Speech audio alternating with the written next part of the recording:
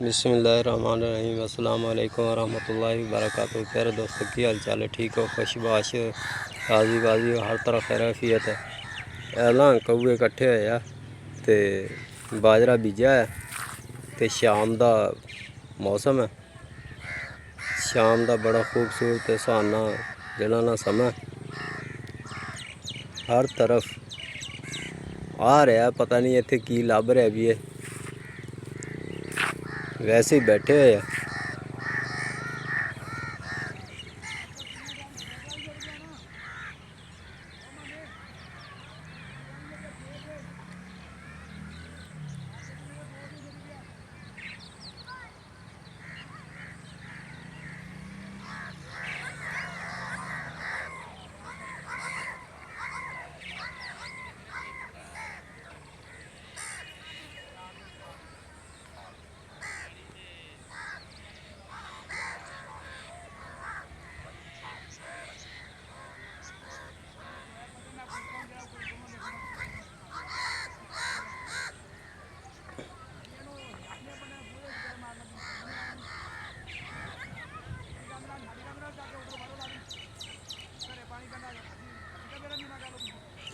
पता नहीं इन्होंने गर्मी लगी है, ਉਹਦੀ वजह तो पानी लग्या होया सी ते ਉਹਦੀ वजह तो जड़ना इत्थे आके ठंडी जगह ते बह गया ते बैठे भी बड़े ना कतार दे विच बैठे आ सारे, एक साइड नूं मूँह कीता होया सारिਆਂ ने।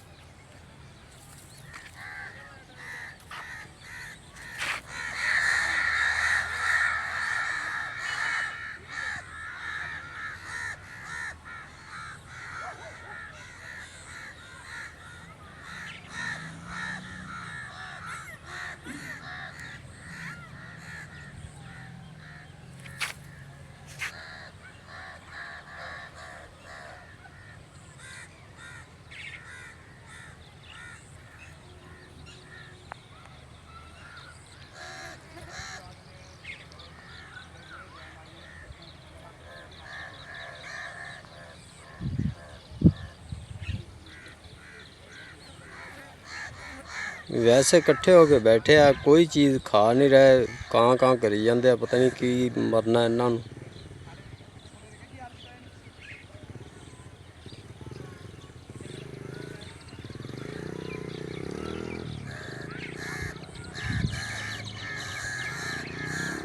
दो काफ़ी फासले ते बैठे है इधर,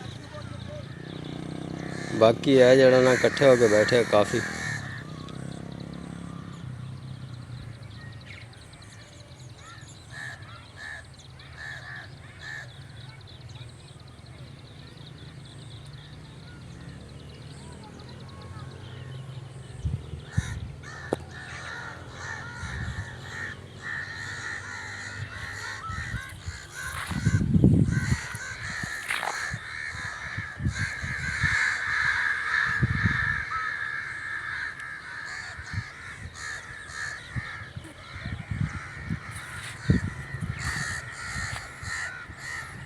अद्धे गुड गया ते अद्धा गुड्डन वाले आ।